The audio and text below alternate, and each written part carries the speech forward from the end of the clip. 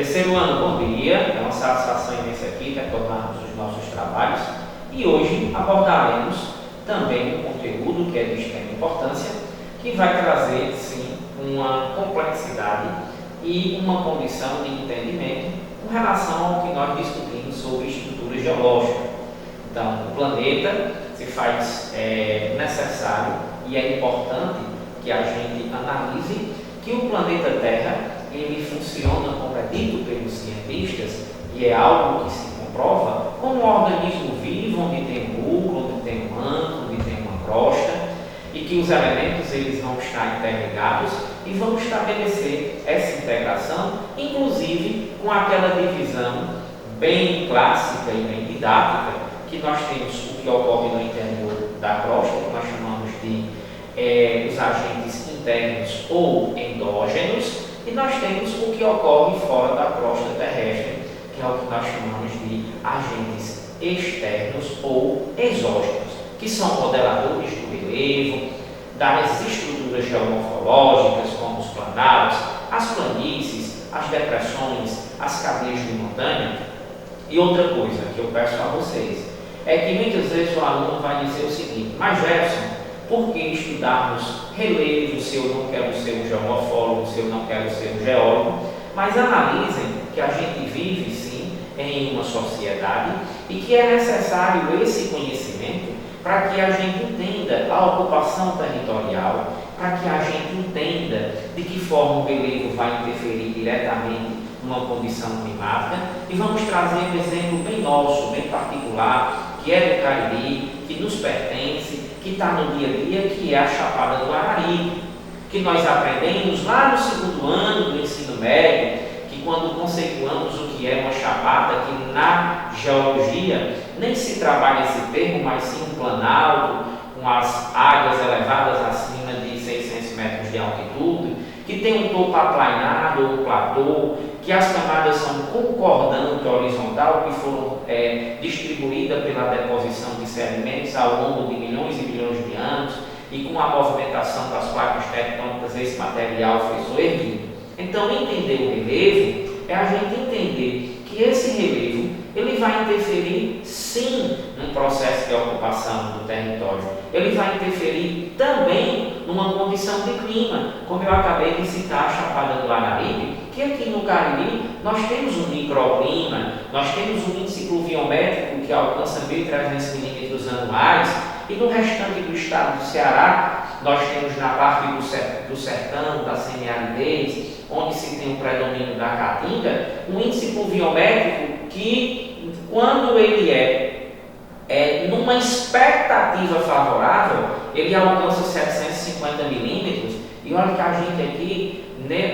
na nossa região, nós alcançamos o dobro disso, porque a chapada, numa condição de barrar o vento, ou que nós chamamos de barra-vento, vai influenciar diretamente para que aqui o índice pluviométrico, para que tenha um maior número de chuva, uma abundância da fertilidade do solo, da produção agrícola e etc. Então o planeta ele vai funcionar dessa forma, onde ele vai ter um núcleo, que é aquela parte líquida, viscosa, com a temperatura elevada, com alumínio, com ferro, que é uma composição de que quando essa temperatura interna ela aumenta, os vulcões entram em erupção e vai ter esse derramamento dessa lava, constituindo as rochas vulcânicas como o basalto, e assim sucessivamente. Nós temos o manto também, que tem um manto superior e um manto inferior, e temos a crosta, que é essa parte sólida, formada pelas placas tectônicas que se movimentam por uma célula de convecção, e quando se movimentam, dão origem ao que nós chamamos de tectonismo, que são os terremotos, tsunamis, abalos tremores de terra e etc. Então o planeta ele está assim com essa funcionalidade constante, e é interessante essa compreensão, porque a gente entende e compreende que essa funcionalidade ela vai ser necessária para o modelamento da crosta terrestre, ela vai ser importante para que a gente observe, para que a gente compreenda da melhor forma. Por isso, nós temos essa divisão, que é uma divisão didática, o núcleo, o manto, a crosta, que estão interligados, que proporcionam também essa compreensão do porquê da origem das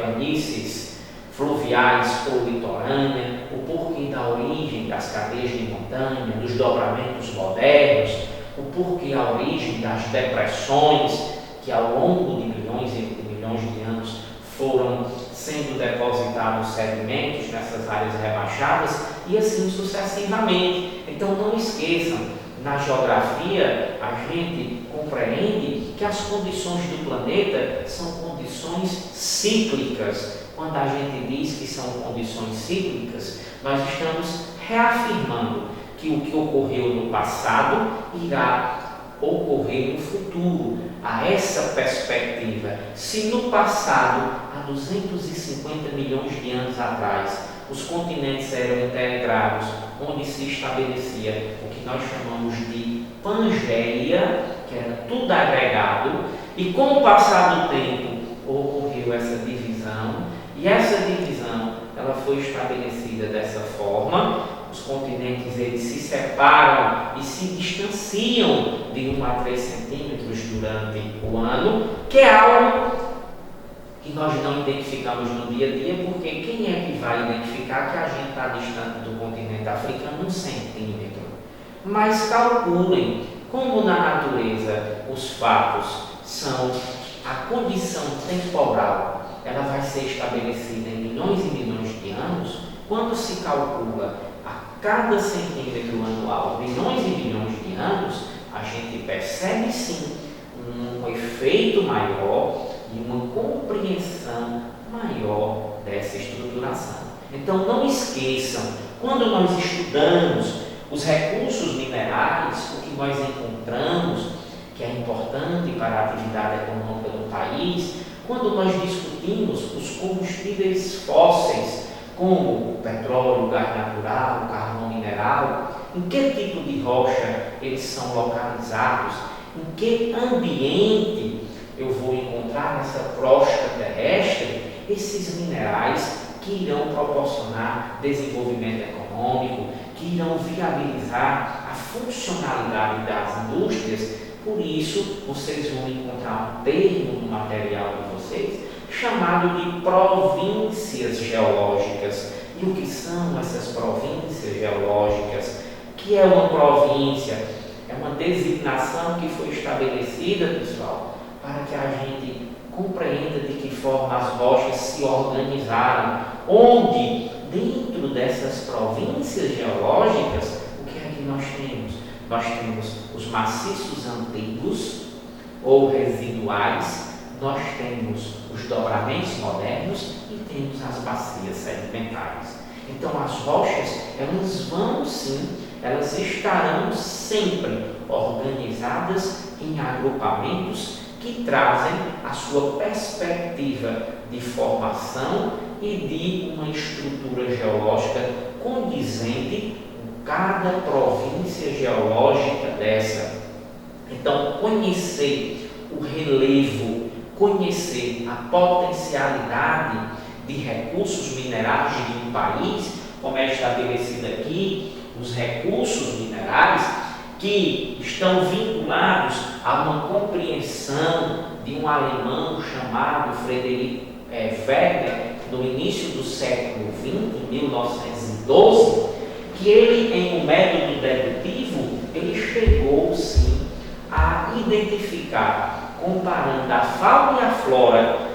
do continente sul-americano com o continente africano, que em um passado tudo era integrado. Então, conhecer, perceber essa perspectiva de coluna geológica e de estrutura vai ser estabelecido dessa forma. Então, é isso. E para finalizarmos, um conceito que é bem básico e uma pergunta que eu lanço. Conceitue o que é rocha e, na verdade, o que é uma rocha. Nada mais é a agregação ou de um ou de mais minerais que foram agregados e que dão origem ao que nós chamamos de rocha. E nunca pedra. Pedra é uma nomenclatura que se utiliza quando se diz discute pedras preciosas, mas dentro do entendimento geológico e geomorfológico, nós temos uma rocha que se faz a partir da